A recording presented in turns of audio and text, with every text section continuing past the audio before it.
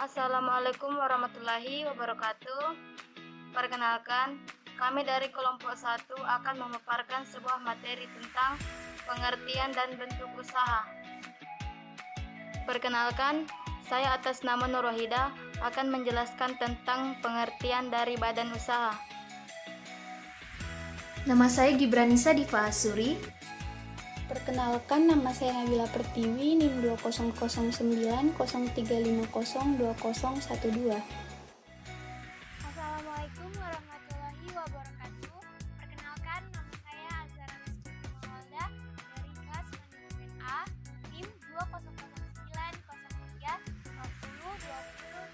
Terima kasih. Perkenalkan, nama saya Nur Anita Fikrani. Badan usaha adalah kesatuan yuridis atau hukum, teknis, dan ekonomis yang bertujuan mencari laba atau keuntungan. Disebut kesatuan yuridis karena badan usaha umumnya berbadan hukum. Disebut kesatuan ekonomis karena faktor-faktor produksi yang terdiri dari asas alam, modal, dan tenaga kerja sumber daya dikombinasikan untuk mendapat laba atau memberi layanan kepada masyarakat. Badan usaha seringkali disamakan dengan perusahaan, walaupun pada kenyataannya itu berbeda. Perbedaan utamanya yaitu badan usaha adalah lembaga sementara perusahaan adalah tempat di mana badan usaha itu mengelola faktor-faktor produksi. Adapun bentuk-bentuk badan usaha. Bentuk-bentuk badan usaha dibagi menjadi dua bagian. Yang pertama adalah koperasi dan yang kedua ialah badan usaha milik negara atau BUMN. Yang pertama adalah koperasi. Koperasi merupakan bentuk usaha yang berlandaskan asas-asas kekeluargaan. Sedangkan badan usaha milik negara merupakan bentuk usaha yang modalnya sebagian dimiliki oleh pemerintah Indonesia.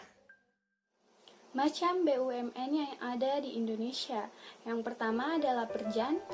Perusahaan jawatan atau Perjan adalah sebuah bentuk usaha yang modal usahanya dimiliki oleh pemerintah. Tujuan dibentuknya Perjan ini adalah untuk kesejahteraan masyarakat umum.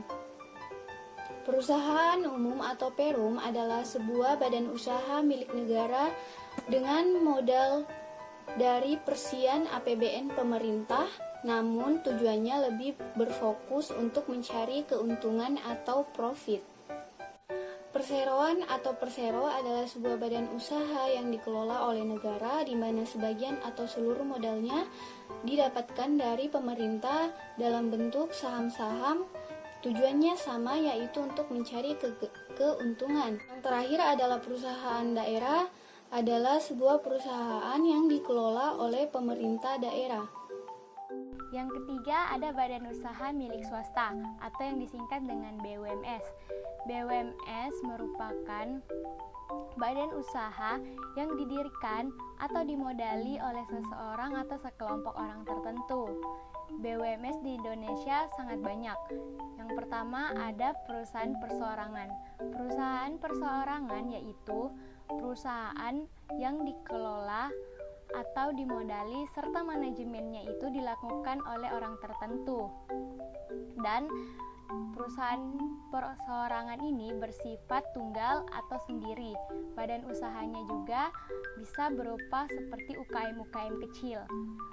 Modal dan keuntungannya bisa didapatkan sendiri dari hasil kerja atau hasil dari perusahaan perseorangan tersebut.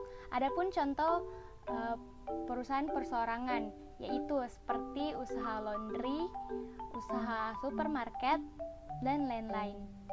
Yang kedua ada firma. Firma adalah badan hukum yang dibentuk oleh sekelompok individu untuk terlibat dalam mengoperasikan bisnis. Bisa berbentuk perusahaan komersial atau industri. Jenis badan usaha ini yaitu didirikan 2 orang atau lebih. Tiap-tiap anggota memiliki tanggung jawab penuh atas perusahaan. Modal firma berasal dari anggota pendiri firma, kemudian keuntungan yang didapat dibagikan dengan anggota dan sesuai dengan perjanjian di awal.